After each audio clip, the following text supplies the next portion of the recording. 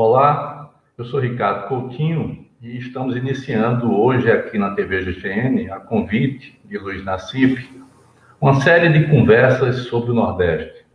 Na verdade, é sobre o Brasil, a partir da visão, da história, da economia, da cultura e do futuro, né, do Nordeste. O Nordeste, na verdade, trata-se de uma região com quase 60 milhões de habitantes. Dentre as 10 maiores cidades do país, 3, Salvador, Fortaleza e Recife, estão no Nordeste. Né? Representa mais de 14% do produto interno bruto brasileiro e tem perspectivas importantes para o desenvolvimento brasileiro. Né?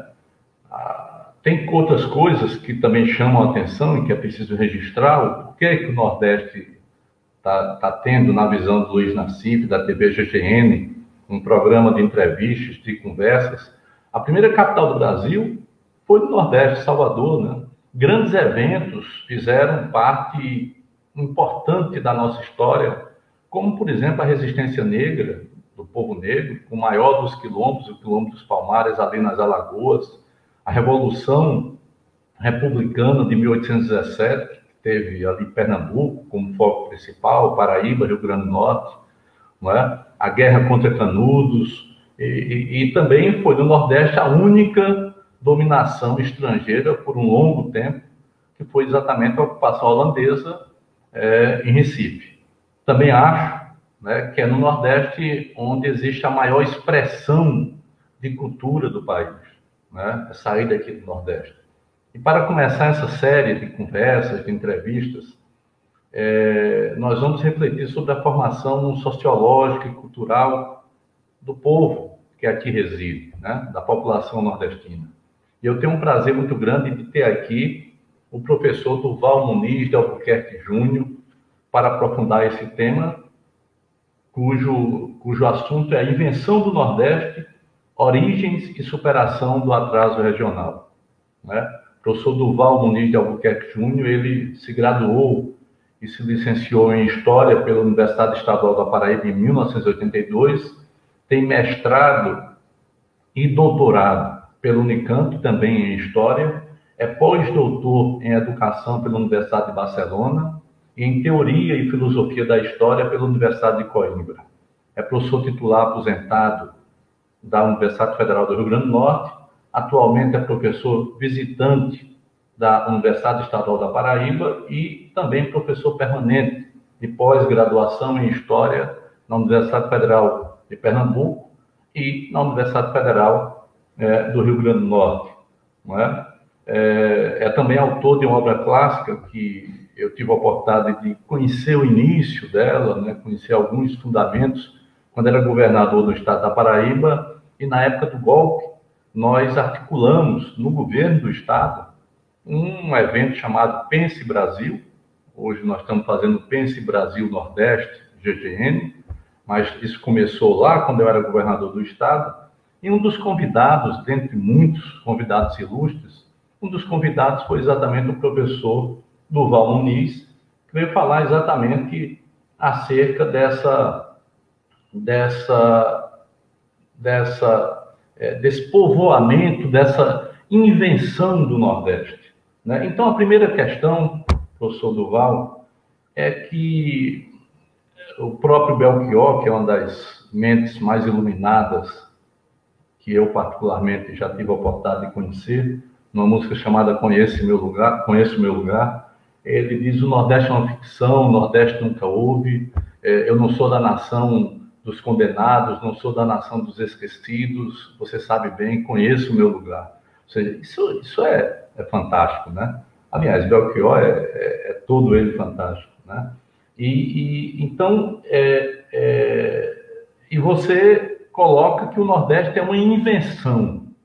Então, a primeira questão que eu faço para você é o seguinte: o que é que significa a invenção do Nordeste? Muito boa noite. Aliás, boa tarde, né? Boa tarde, Ricardo. Muito obrigado pelo convite. É um prazer lhe encontrar e rever. Ao Luiz Nassif e a todos que estão nos vendo, obrigado pelo convite. É uma honra estar aqui. A designação Nordeste, né, quer dizer, esse recorte regional Nordeste, ele só vai surgir no final da década de 10 do século XX. O Brasil, até o começo do século XX, se dividia em Norte e Sul, né? Aqui era a região Norte. Por isso, até hoje, por exemplo, os paulistas muitas vezes nos chamam de nortistas e nos chamam de Norte, justamente porque a identidade Nordeste é uma identidade recente, relativamente recente historicamente. A palavra Nordeste brasileiro ela vai aparecer pela primeira vez oficialmente no documento que institui a Caixa de Combate às Secas e cria as obras contra as secas no governo Epitácio Pessoa, em 1919. Epitácio Pessoa, no dia 25 de dezembro de 1919, como um presente para a região, assina esse decreto que cria a Caixa das Secas e que dá início ao que ele chama de obras contra as secas, que no documento eram as obras contra as secas do Nordeste brasileiro. Então, esse termo começa a circular na imprensa, nacionalmente, relacionado às obras contra as secas. É por isso que, em 1937, quando Gilberto Freire publica o livro dele chamado Nordeste, que, para mim, é o livro que definitivamente estabelece, né, a identidade desse espaço, Gilberto vai dizer que o Nordeste, até então, era um termo associado às obras contra as secas, né, de memória não muito boa, né, porque não sei se você sabe, mas, para variar, né, as obras contra as secas no governo Epitácio Pessoa gerou, né, muitos desvios de recursos, muitas denúncias de desvio de recursos, e a expressão Nordeste foi ficando já de início vinculada à seca, obra contra a seca e corrupção, né, a desvio de recursos. Quer dizer, quando Epitácio sai do governo, né, há inclusive no governo subsequente, uma CPI no Congresso que vai justamente analisar os desvios de recursos, né? Quer dizer, por exemplo, aqui na Paraíba, o famoso porto do Rio Sanhoá, que nunca passou de 4 estacas de concreto, que existe até hoje, socadas ali no rio, próximo da rodoviária, onde é a rodoviária da cidade de João Pessoa. Né? Então, gastou-se muito dinheiro, né? E as obras não aconteceram praticamente. Né? Então, o termo Nordeste, portanto, começa a circular aí. Mas, na verdade, ele inicialmente é apenas uma área de atuação da Inspetoria Federal de Obras contra as Secas. É apenas uma delimitação geográfica, uma região entre Norte e Leste. Ainda não tem um conteúdo identitário, ainda não tem uma ideia de que o Nordeste tem uma cultura, tem uma história própria. Isso vai ser construído, basicamente, né, a partir do chamado movimento regionalista e tradicionalista do Recife, um movimento encabeçado por Gilberto Freire.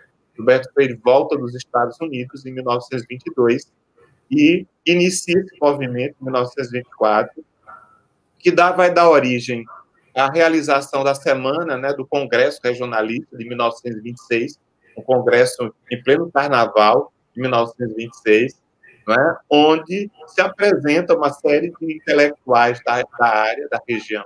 No ano anterior, em 25, ele tinha, né, por ocasião do centenário do Diário de Pernambuco, ele tinha organizado um encarte no Diário de Pernambuco chamado Livro do Nordeste. Então, aí durante os anos 20 e a partir desse movimento que essa ideia de Nordeste vai se solidificando, tanto do ponto de vista político como do ponto de vista intelectual.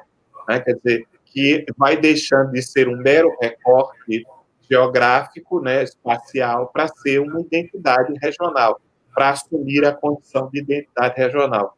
Né? Identidade que só vai ser oficialmente reconhecida em 1941, quando a primeira divisão regional oficial do país, feita pelo IBGE. Aí o Nordeste passa a existir oficialmente como Mas região. você também, Duval, você também na tua tese, né, e ao tratar desse tema, especialmente na esfera da cultura e do imaginário social, você chama atenção para um processo de medievalização da região e para uma submissão conservadora a esse estereótipo. Tudo como uma espécie de estratégia histórica de resistência das elites a uma certa modernização. Você cita até mesmo a reprodução conservadora dessa resistência por nomes consagrados na região, nomes importantes, né, como o próprio Gilberto Freire, Ariano Suassuna, Câmara Cascudo, com esse enquadramento cultural e simbólico, que, aliás, tem grande audiência de corações e mentes, né, no eixo hegemônico do Sul e Sudeste, como é que essa redução ideológica contribuiu para manter a região Nordeste subalterna e periférica? Veja, Ricardo, o importante primeiro é a gente entender que o Nordeste é uma criação, né, de elites agrárias que estão perdendo o domínio, né? Primeiro, perderam o domínio da nação. Quer dizer, a região só surge como uma trincheira de elites que perderam a importância nacional. Quer dizer, ao longo do século XIX, as elites desse espaço vão perdendo poder econômico e político nacionalmente, né? Quer dizer, a nação vai passando a ser dominada pelas elites do Sul.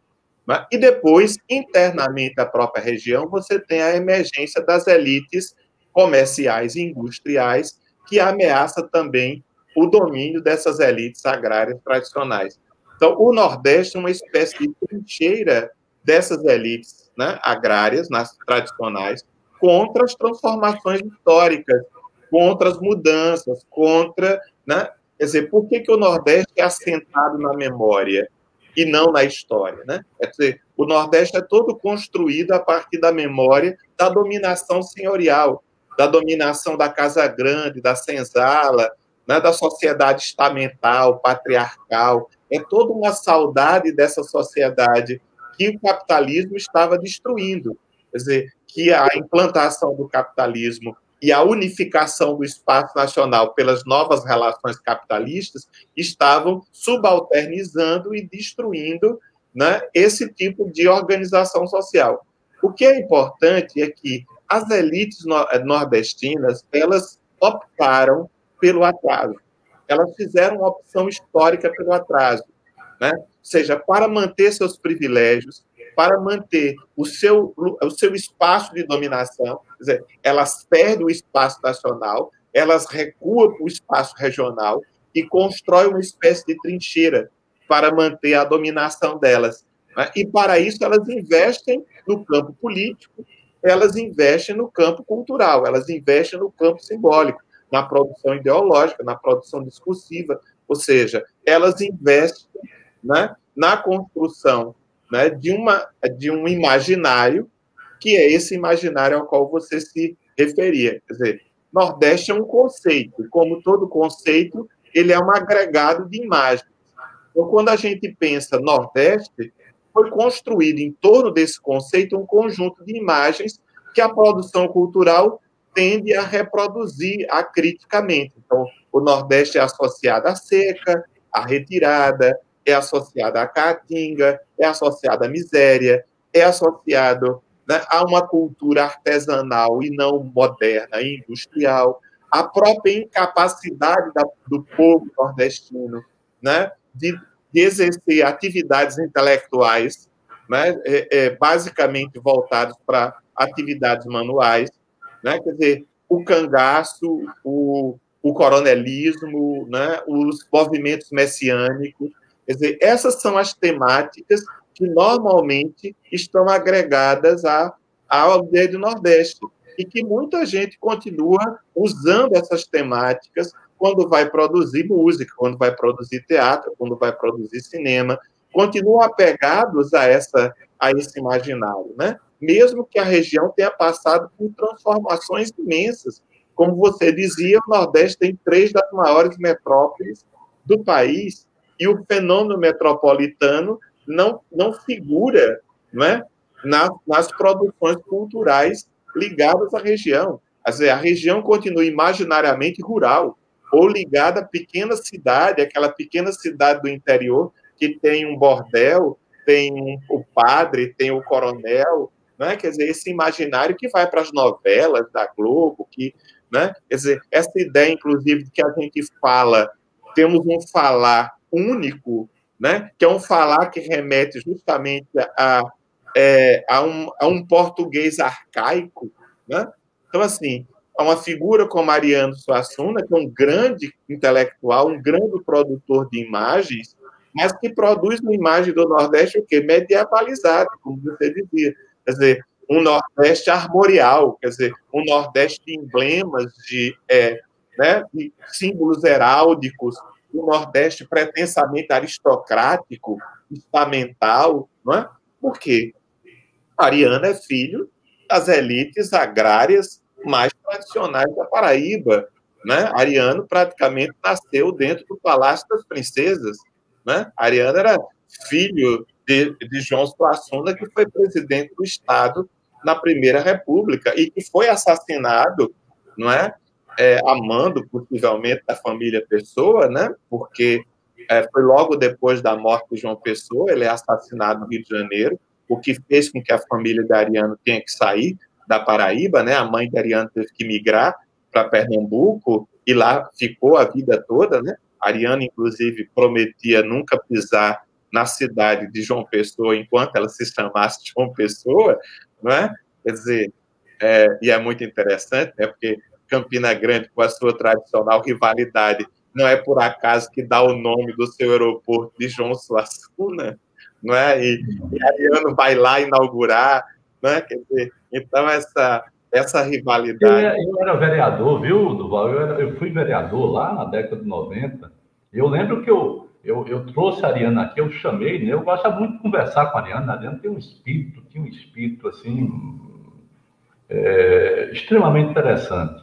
E eu trouxe aqui, né? E ele disse exatamente que ele estava quebrando uma promessa, porque ele não viria aqui, sabe, principalmente uma Câmara Municipal de João Pessoa.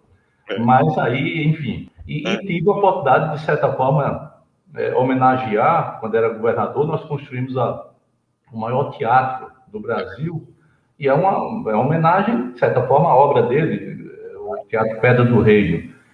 Isso não tira, claro, o valor de Ariano, mas, evidentemente, todo esse conceito que você emite é o conceito real e concreto e que, indiscutivelmente, joga ou coloca o Nordeste meio que desfocado de uma realidade cada vez mais presente. Talvez seja essa aqui a lógica, né? Eu acho que o meu trabalho, Ricardo, assim, eu não tenho pretensão de que esse trabalho aparece do nada. Quer dizer, quando a gente pensa alguma coisa, na verdade é porque isso está maduro no pensamento social. Quer dizer, o meu trabalho nasce de uma rejeição crescente na própria região a esse imaginário, à medida que ele não corresponde mais à realidade da região há muito tempo. Quer dizer, pelo menos desde os anos 50, esse imaginário vai ficando defasado em relação ao que a região foi se tornando, né? Quer dizer, nós temos 70% ou mais da população morando em cidades no Nordeste. Quer dizer, como pensar o Nordeste rural? Como pensar o Nordeste como uma área rural? Quer dizer, como pensar a cultura nordestina como uma cultura meramente artesanal ainda, se desde os anos 60 nós tivemos uma indústria cultural crescendo em toda a região, nas metrópoles da região, né? Veja, por exemplo, né, como Ariano, como secretário de Cultura de Arraiz, tratava o movimento como Mangue Beat. Ele hostilizou o Mangue Beat ao longo de toda a sua gestão como secretário de Cultura, não é? E que era o movimento cultural mais potente do Pernambuco, do Recife, no momento, não é? Quer dizer, ao mesmo tempo que investia recursos em quê? Né? No balé municipal do Recife, né? Do balé de frevo, quer dizer, nas manifestações tradicionais, que não deixa de ser meritório, que tem que ser apoiado. Mas você também não pode, de forma nenhuma, né, como um secretário de Cultura, você deixar de atender a demanda do que é o movimento cultural mais potente de sua cidade e que tem raízes efetivamente populares.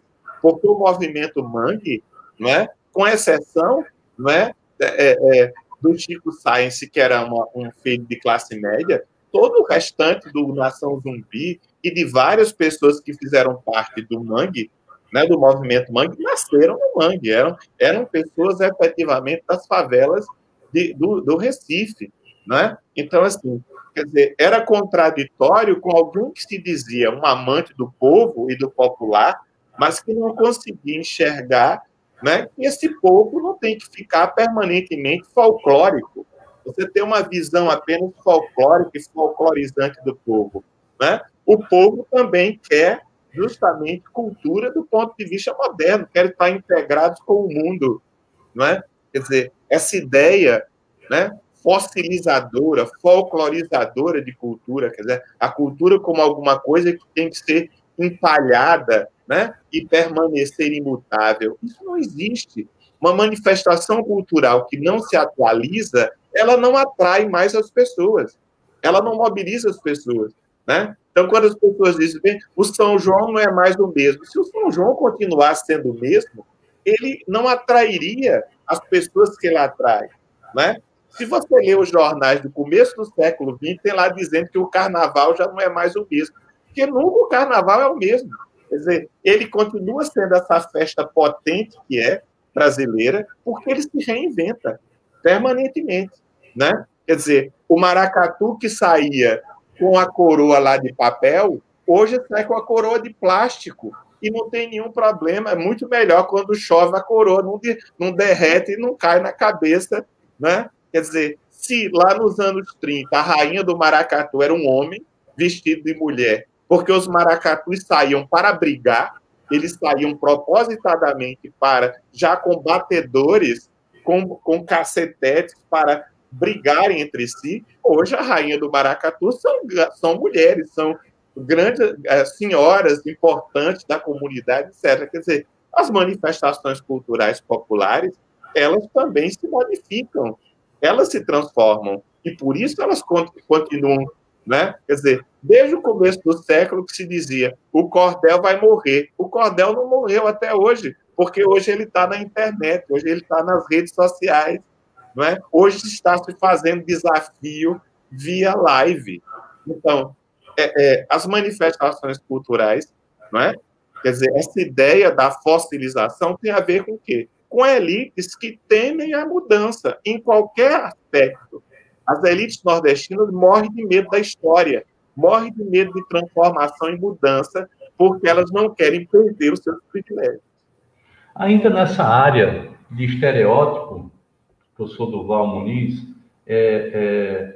vários autores consagrados, né, de certa forma, destacavam uma certa convivência cordata, né, entre a Casa Grande e a Senzala, né, entre a esse homem coletivo, eu falo homem coletivo enquanto povo, a esse povo cordato, submisso, sem explosões de ruptura, ou, né, eu vou citar alguns movimentos, aliás, citei no início, a Revolução de 1817, a Revolta do Quebra-Quilos, as ligas camponesas, que foi talvez a maior manifestação de organização, né, de trabalhadores rurais, e foram essencialmente aqui no Nordeste.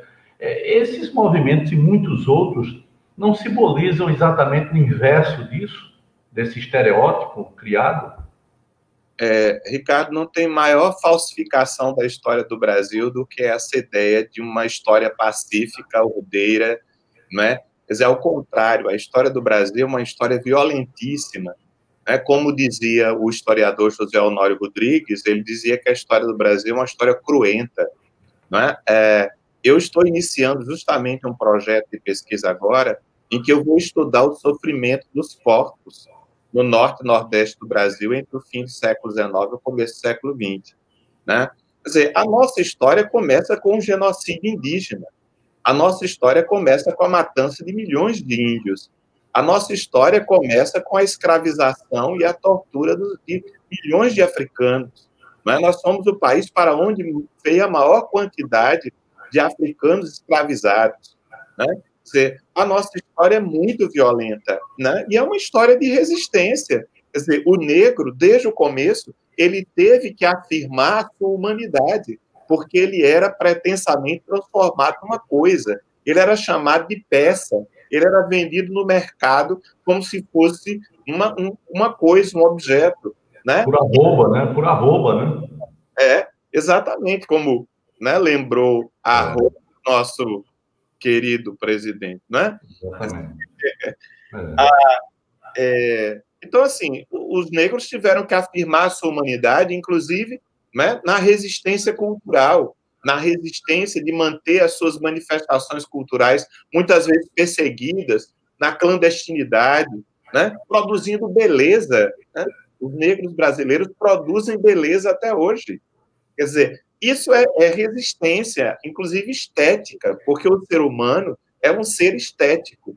Não existe ser humano que não seja um ser ético, político e estético ao mesmo tempo, né? Ou seja, nós somos humanos porque somos capazes de poesia, porque somos capazes de imagem, porque somos capazes, portanto, de beleza, né?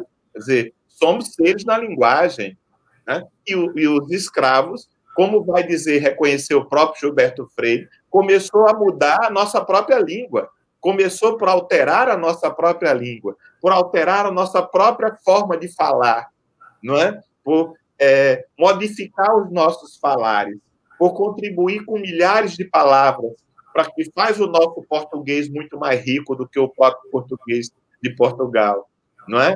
Quer dizer, a contribuição, e claro, veja, o cangaço é de uma violência enorme, né?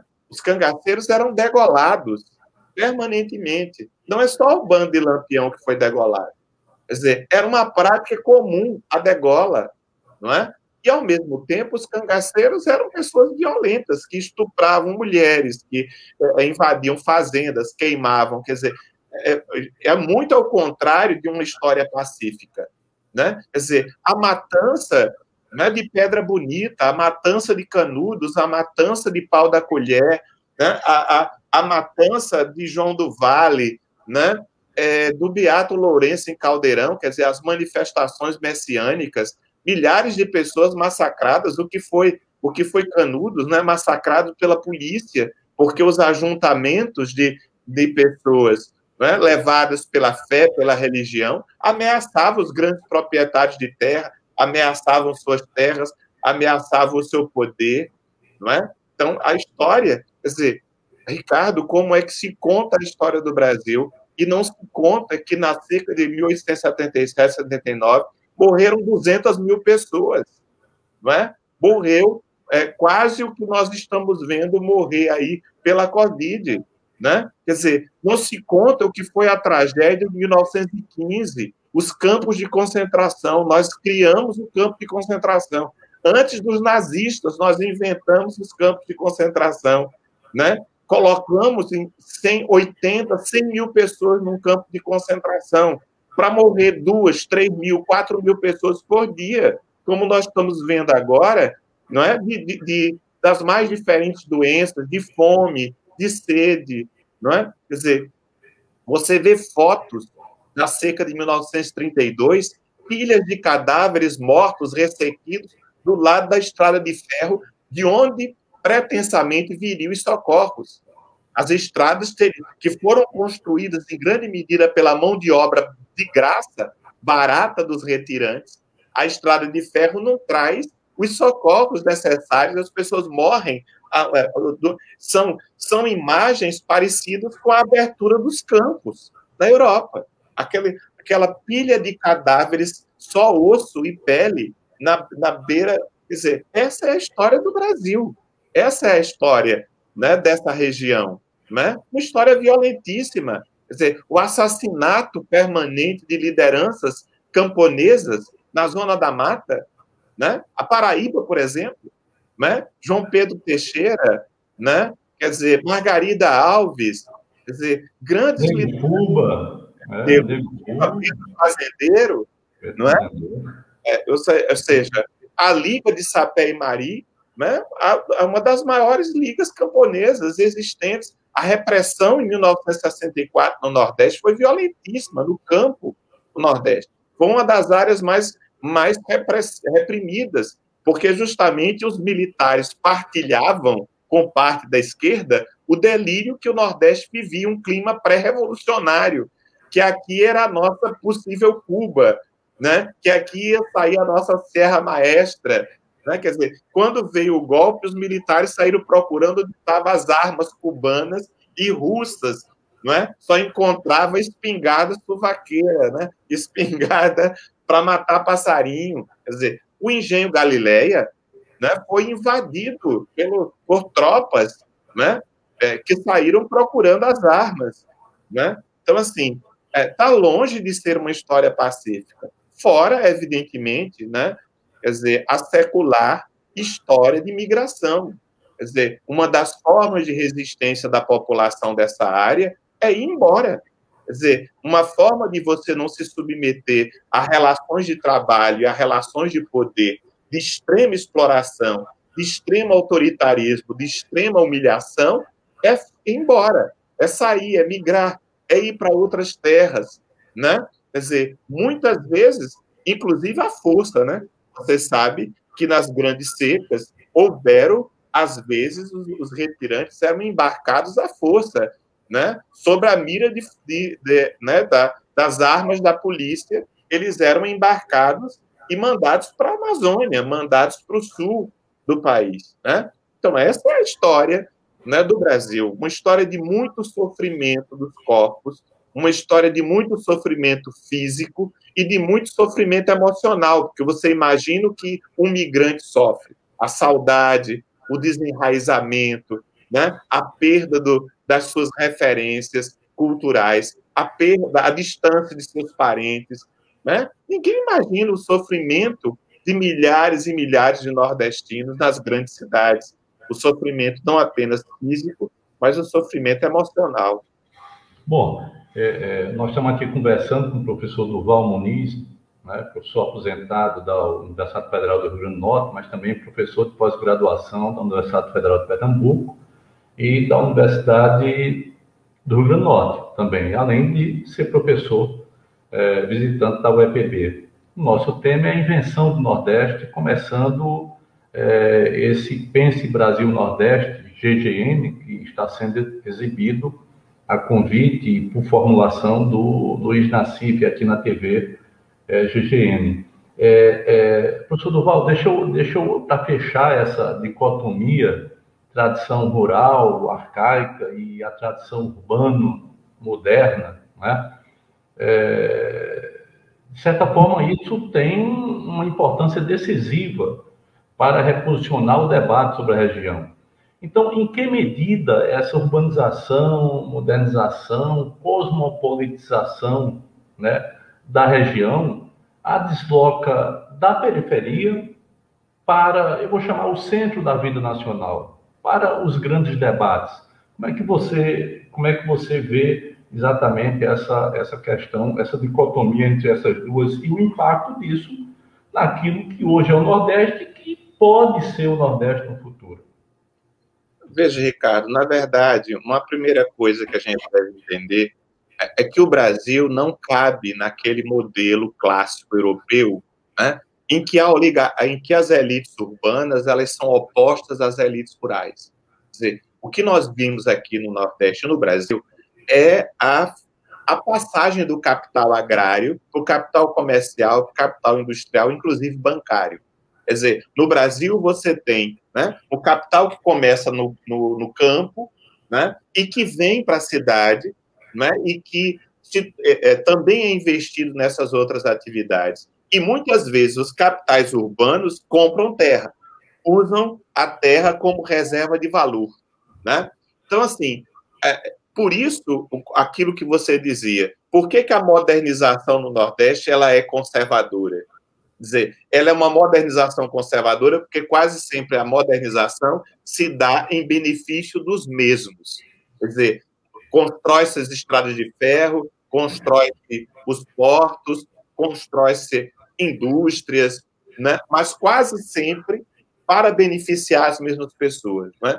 Você sabe que nós somos a região de maior desigualdade social do país. O Brasil já é um país escandalosamente desigual e o Nordeste, esse escândalo é ainda maior, né? As nossas elites são nababescas, né? Quer dizer, embora elas vivam da exploração da miséria, ela viva da exploração da imagem da miséria, da seca, etc.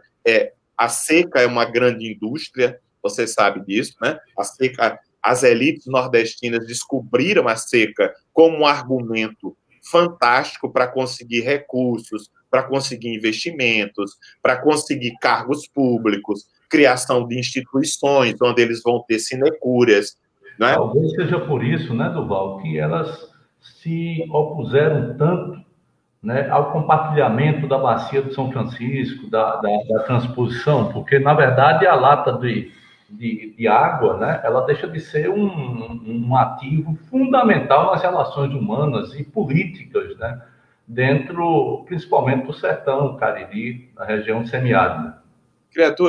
Querido, elas se opuseram à criação da Sudene. A Sudene foi aprovada, a criação da Sudene foi aprovada no Congresso com as bancadas do Sul, porque elas estavam interessadas em investir na região com os incentivos fiscais. Quer dizer, era um empresariado do Sul. As bancadas do Nordeste, né, se opunham à criação da Sudene, né? Inclusive, no projeto, teve que se fazer a grande concessão, que foi a criação, né, do tal do Conselho Deliberativo, que subordinou a Sudene aos governos dos estados e que, portanto, subordinou o órgão técnico de planejamento, que tinha na visão de Celso Furtado, né, uma visão estratégica de justamente romper com as relações tradicionais de poder econômico na região. Quer dizer, para que o projeto fosse aprovado, teve que se abrir essa concessão, que foi a introdução no organograma, né, administrativo da Sudene, do Conselho Deliberativo, que fez com que a Sudene ficasse subordinada, na verdade, aos governos dos estados e, portanto, às oligarquias estaduais. E isso fez com que a Sudene sofresse todo o desvio de finalidade que ela sofreu, né, ao longo de sua trajetória. Né? Quer dizer, a Sudene terminou investindo, dando dinheiro, recursos para os que já tinham. Terminou enriquecendo já ricos. Né? Quer dizer, embora, claro, tenha contribuído para a modernização da infraestrutura regional, isso é inegável, né? Quer dizer, mas a gente sabe que a Sudene, em grande medida, né, se você ler o livro do Francisco de Oliveira, né, Elegia para uma Religião, Francisco de Oliveira, que era justamente o secretário-geral da Sudene, né, era o auxiliar de Celso Furtado na primeira gestão, né, da Sudene, Francisco de Oliveira vai mostrar a decepção que é o projeto da Sudene e a realidade da Sudene. A mesma coisa se deu com a transposição. Quem mais se colocou contra a transposição, né, e você sabe como era vergonhoso, né, os governadores de Sergipe, Alagoas e Bahia, né, se contrapondo à transposição, né, e usando argumentos como as pessoas da beira do São Francisco não têm acesso à água. Ora, eles tinham que se olhar no espelho. Se elas não tinham acesso à água, era culpa de quem? Né? Quer dizer, o rio estava lá secularmente, quer dizer, os governos de Sergipe, Alagoas e Bahia descobriram que tinha o São Francisco na hora da transposição. Quer dizer, você sabe que o governo Lula, né, teve que levar água para 40 cidades em Alagoas da região do São Francisco. Eram 40 cidades que não tinham adutora de abastecimento d'água, cidades próximas ao Rio São Francisco. Não tinham adutora, né? Ou seja, aí, de repente, Antônio Carlos Magalhães e companhia, João Alves, descobrem que o São Francisco era deles, né? Que o São Francisco era deles e as águas não podiam ser transportadas. Eles descobrem, inclusive, que o São Francisco estava sendo assenhorado, estava perdendo profundidade, assenhoreado, né? Que o São Francisco estava sendo poluído pelos esgotos das cidades, que o São Francisco estava tendo as matas ciliares derrubadas, coisa que eles não tinham visto antes. Quer dizer, eles não tinham percebido antes. Né? Então, é de uma narrativa tão frágil, porque 10%,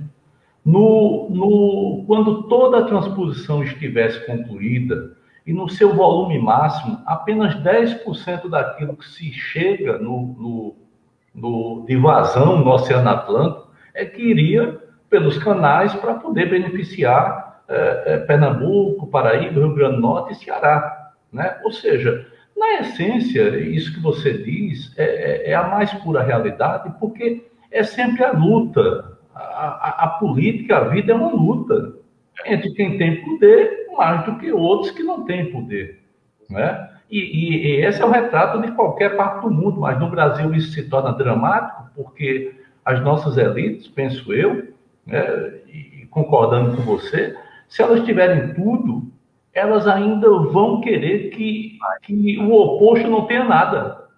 Né? Porque é uma forma de ampliar o seu domínio, ampliar o seu poder. Né? Esse é um traço da elite brasileira muito presente.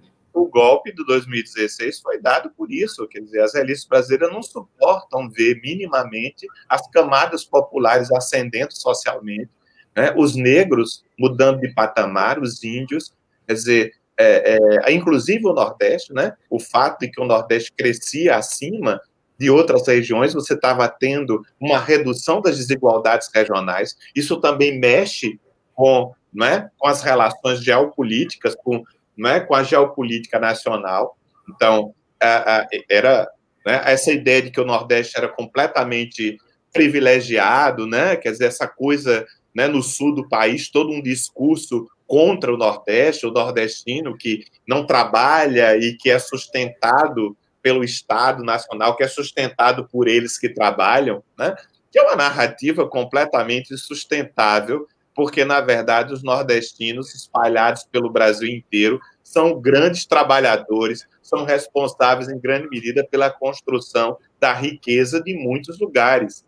Né? Quer dizer, São Paulo é uma cidade, a segunda maior cidade nordestina do país. Né? Quer dizer, então, assim, só perto para Salvador, que é a maior cidade da região. Né? Então, assim, quem construiu a riqueza de São Paulo? O trabalho. E quem são fundamentalmente os trabalhadores? Os imigrantes estrangeiros e os migrantes nacionais, de todos os lugares, notadamente dos estados nordestinos. A mesma coisa no Rio de Janeiro, a mesma coisa no norte do Paraná. Quem né, povoou o norte do Paraná, quem transformou o norte do Paraná numa grande área produtora de café, a grande parte os nordestinos. A prova disso é que várias cidades do norte do Paraná têm o nome duplicado de nomes de cidades do Nordeste. Você tem Campina Grande do Sul, não é? Porque são pessoas de Campina Grande que praticamente começaram aquela área, né? Então, assim, você vai para o Acre, né? Quer dizer, são árabes, né? E nordestinos, cearenses, em grande medida, as pessoas que constituem a população, não é, do Acre. Né? Então, assim, são formas completamente enviesadas. Né? Mas essa narrativa da transposição era uma coisa inacreditável, né? Porque, na verdade, era a ideia de que o rio ia ficar o tempo inteiro fluindo e abastecendo, quando, na verdade, o projeto da transposição, quer dizer, no momento da cheia do rio, abre-se as comportas e enche-se todos os reservatórios, e depois, na baixa do rio, é fechada as comportas. Quer dizer, o que você vai aproveitar é a água que vai ser jogada no oceano, desperdiçada no momento da cheia do rio. E, claro, né, vamos cuidar do Rio São Francisco, né, já que... produzir, Durval, milhares e milhares de famílias produtoras, né, circular recursos a partir da própria produção local, né, trazer felicidade, porque talvez, aliás, aquela crise hídrica que São Paulo teve, por pouco tempo, mas as pessoas perceberam o que é viver sem água, né?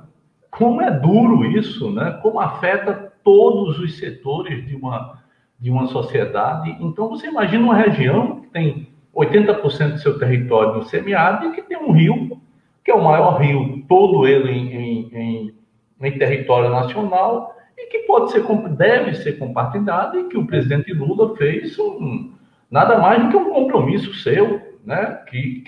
Seu e de muita gente que quer ver esse país um pouco mais igualitário. Agora, deixa eu colocar uma questão. É claro que todos nós vamos assim apontando os problemas que são fundamentais para que se possa sair deles, mas eu queria que você pudesse, assim, na tua visão, ver que virtudes e potencialidades de todo tipo existem aqui no Nordeste brasileiro, né? Por quais estratégias e políticas mais gerais você vislumbra essa requalificação da região no arranjo nacional dos estados que integram a federação, né? Quais os caminhos de desenvolvimento do Nordeste?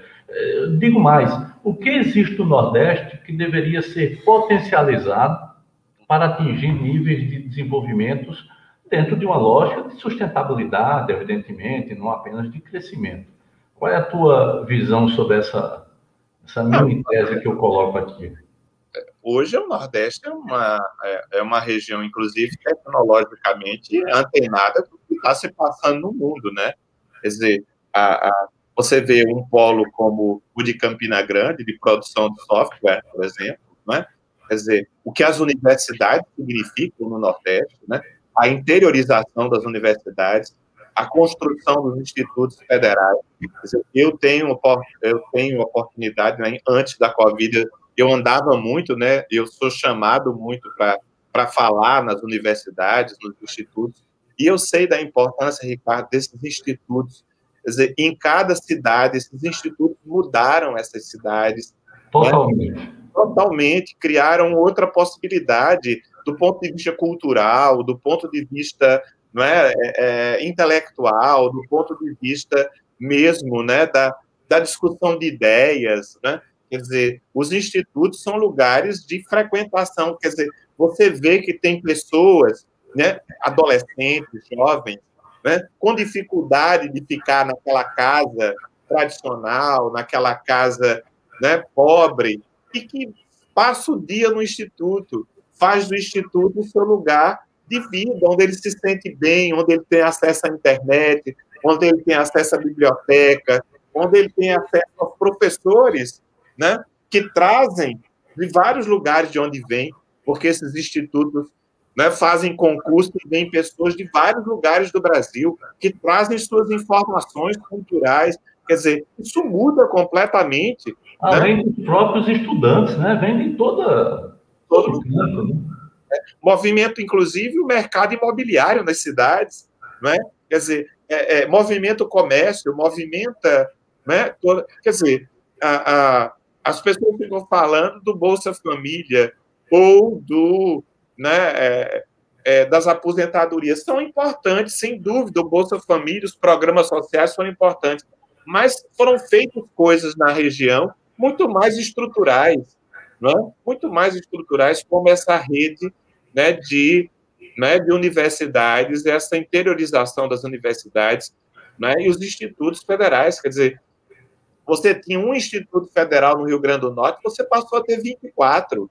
Isso é completamente diferente. Quer dizer, cada cidade de, né, 100 mil habitantes no Rio Grande do Norte, ou menos, tem um instituto federal. Isso é completamente transformador. Né? Quer dizer, a eleição de Fátima Bezerra não é mera coincidência.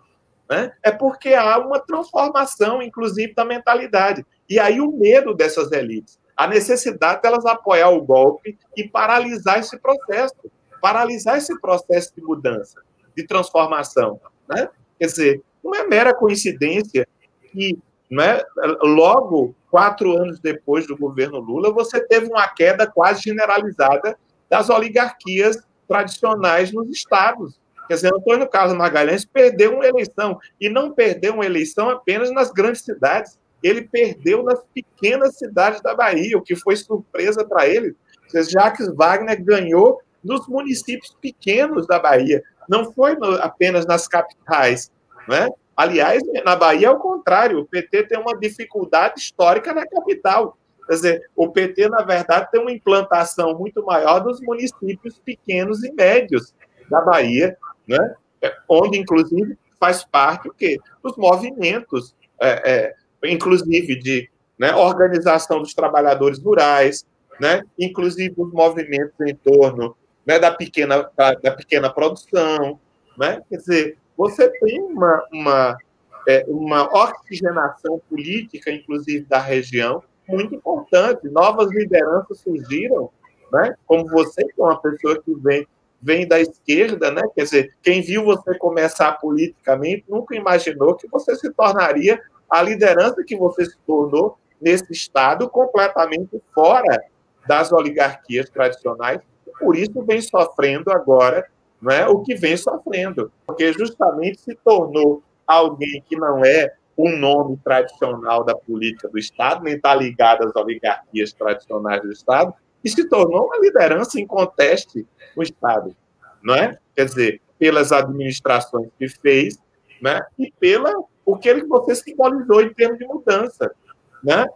Ou seja, o Nordeste se modernizou enormemente, né? Quer dizer, as nossas grandes cidades não ficam a dever a nenhuma metrópole, tem os mesmos problemas de qualquer metrópole brasileira. Nós temos problemas de violência, de droga, as mesmas coisas, mas temos as mesmas potencialidades também, né? Do ponto de vista, quer dizer, nós estávamos no projeto, né? No projeto de desenvolvimento nacional que estava sendo executado, quer dizer, nós tínhamos um lugar privilegiado, né? Nós teríamos aí, né, a construção de refinarias, nós teríamos a construção, não é, uma estrada de ferro ligando toda a região. Quer dizer, você tinha um projeto, efetivamente, de integração dessa região, né, na economia nacional. E talvez foi isso que se quis abortar, não é, com a cumplicidade criminosa das elites tradicionais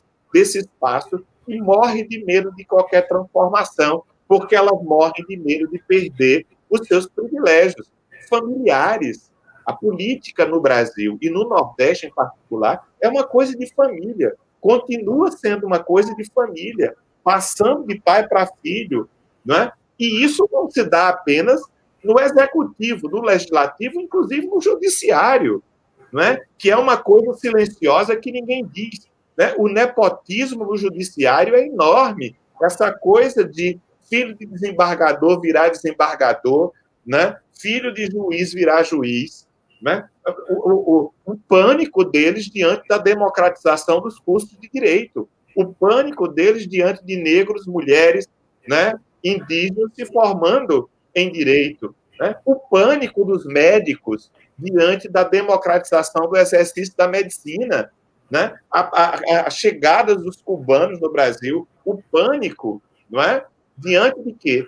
Né? Quer dizer, você tem médicos ainda, não é? A essa altura, receitando cloroquina e ivermectina para as pessoas. Não é? Quer dizer, você tem sindicatos médicos apoiando o Bolsonaro depois de 350 mil mortos e de tudo que os médicos vêm passando. Não é? Então, o Nordeste tem muitas potencialidades, né? Quer dizer... Durval, deixa eu querer que você aprofunde aqui um pouco, porque, veja bem, você pontuou de uma forma extremamente correta toda a dominação de oligarquias, incluindo os coronéis da política, que eram o Estado e a justiça, né, para a população subjugada. No século XXI, se consolida, se abre um processo de ascensão de novas forças políticas progressistas. Não é? Isso no Nordeste como um todo. Isso tudo culmina em 2018 com um incrível resultado uniforme nas eleições presidenciais, impondo uma grande derrota a Bolsonaro em toda a região. Né? O comum até então, ou antes, o comum era que o discurso de Bolsonaro, ele chegasse no Nordeste e se impregnasse de imediato. Não é? Então, mas com cerca de 66% dos votos, a média, 66% dos votos da região foram para Fernando Haddad. Isso indica um avanço na construção de uma identidade própria, politicamente falando, ou você acha que foi apenas uma circunstância?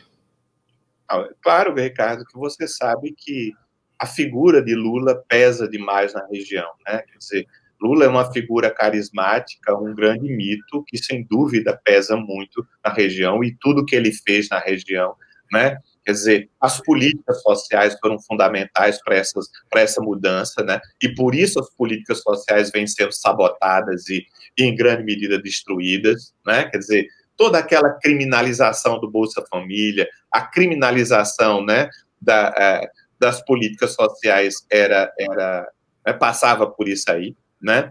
Mas é claro, como eu estou dizendo para você, há uma mudança de mentalidade pelo impacto que significa as universidades, que significa os institutos federais, que significa, não é? Quer dizer, os movimentos sociais, as ONGs, tendo hoje conexões, inclusive, com o mundo através da internet. Quer dizer, um trabalho como a articulação do semiárido faz, a ASA, um trabalho fantástico, né, de discussão de novas tecnologias, né? Quer dizer, Ricardo, pela primeira vez no governo Lula, né, deixou-se de dizer aquela coisa demagógica que ia se solucionar a seca. Seca não se soluciona. É a mesma coisa que na Dinamarca solucionar o gelo ou solucionar o fato de que se passa quase 6 meses sem sol. Você tem que conviver com a seca, você tem que criar tecnologias sociais, né? Você tem que organizar formas de produção econômica, não é? Quer dizer, modelos de produção econômica que sejam adequados a uma área semiárida. Quer dizer, o que não se pode, por exemplo, é você ficar adotando determinadas ações que aprofundam esse problema, né? Veja, por exemplo, você, numa região como o Seridó do Rio Grande do Norte, você apostar na indústria da cerâmica. É um contrassenso completo, porque a indústria da cerâmica, ela gasta o solo, né, que ali é pouco, é uma pequena faixa sedimentar em cima do cristalino, então você raspa, o cristalino vem à tona, então desertifica, você utiliza a água que tem para fazer cerâmica e você queima a caatinga.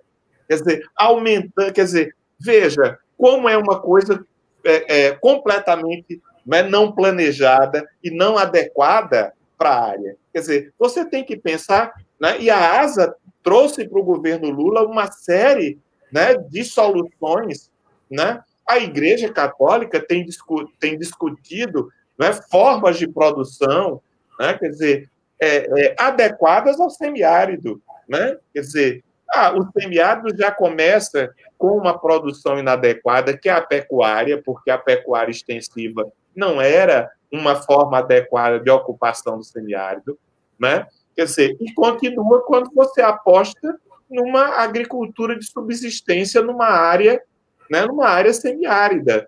Quer dizer, o que você teria que apostar era, né, na industrialização, você teria que apostar, né, em formas de produção econômica, né, que os últimos governos progressistas da região têm investido nisso, em você trazer para o semiárido, né, formas de produção adequada para convivência com o semiárido, que é o conceito adequado, né, e não solucionar a seca, que foi sempre o enunciado, né, demagógico. Quer dizer, sempre que as elites desse espaço precisavam de alguma coisa, ela apresentava aquilo como solução para a seca. Ela queria estrada de ferro, a estrada de ferro solucionava a seca.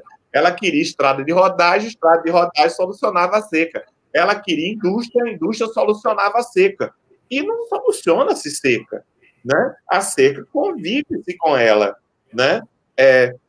Evidentemente, pensando, inclusive, alternativas tecnológicas, né? E a criação, por exemplo, de um instituto do semiárido, um instituto de pesquisa, como localizado em Campina Grande, a importância de você ter um instituto como o do semiárido, agora completamente esvaziado do ponto de vista de recursos, né? Quer dizer, o papel que as Embrapas do Nordeste têm na gestação de tecnologias, né? Inclusive da criação de novas, né, espécies de planta adequada ao clima, né? O algodão colorido, por exemplo, né? Um algodão muito mais resistente, um algodão, né, de fibra longa, um algodão, né, que ia ter um sobrevalor pelo fato de já ser produzido colorido, né, não precisar ser colorido depois por tintas artificiais. Quer dizer, nós temos muita coisa na região, né? O problema é que, de repente, nós temos agora um desmonte completo de todas essas coisas, de todo o projeto que estava em andamento, né? Quer dizer, você passa ali na rodovia indo para o Recife, está lá em Goiânia, né? Aquele projeto de você ter uma indústria de derivados de sangue, né? Quer dizer, de hemoderivados. Está lá o prédio construído, se enchendo de mato, porque simplesmente não, desde o governo Temer, que se paralisou uma coisa tão importante como você ter uma indústria de hemoderivados numa cidade como Goiânia, que, ao lado da Jeep, quer dizer, imagina o que significou para Goiânia você ter uma indústria automobilística e você ter uma indústria de hemoderivados numa cidade, né, de porte médio, no máximo. E que era a região com menor IDH de Pernambuco, né, onde quando Eduardo decidiu deslocar a fábrica da Jeep, da Fiat, de Suape para Goiânia, ele teve exatamente essa visão, né, e ao mesmo tempo de favorecer uma área, uma região com menor IDH da Paraíba, que é ali na região sul, que faz a divisa com Pernambuco, e que nós fizemos todo um processo de estradas, de abertura de distrito industrial, e que ao mesmo tempo foi paralisado tudo isso, não apenas ali em Pernambuco, Paraíba, mas no Nordeste como um todo, que eu acho que foi uma espécie de punição, uma punição do golpe de Temer e agora, naturalmente, de Bolsonaro. Meu querido professor Durval Muniz, a gente passaria aqui 3 horas conversando e eu ouvindo assim, e imaginando todas as coisas que você tem para nos dizer, mas nosso tempo é restrito a 1 hora, né? Eu quero agradecer muito a sua participação. Nós estamos começando hoje o Pense Brasil Nordeste GGN, aqui na TV GGN, e eu tive um prazer imenso, né, de conversar com alguém que, eu vou dizer, que entende, né, que estudou, que compreende a alma dos brasileiros que moram aqui, que nasceram aqui na região Nordeste. Muito obrigado, professor Durval, um prazer enorme tê-lo aqui. Obrigado também, Ricardo. Muito obrigado. Bom lhe ver, né, lhe rever, e mando um abraço a todos que estão assistindo, não é? E agradeço, estou sempre por aqui. Muito obrigado. Eu ia lhe perguntar sobre Bolsonaro, mas infelizmente o tempo não dá, mas nós teremos outras oportunidades para poder debater esse impacto disso que recai sobre o Brasil hoje, a partir de um governo que tem gerado tanto desalento, tanta destruição, tanta coisa de ruim, de mal sobre o povo brasileiro, né? Mas nós ficamos por aqui, portanto, na próxima quinta-feira voltaremos com mais um episódio, né, com mais um evento do Pense Brasil Nordeste aqui na TV GGN. Um forte abraço e muito obrigado.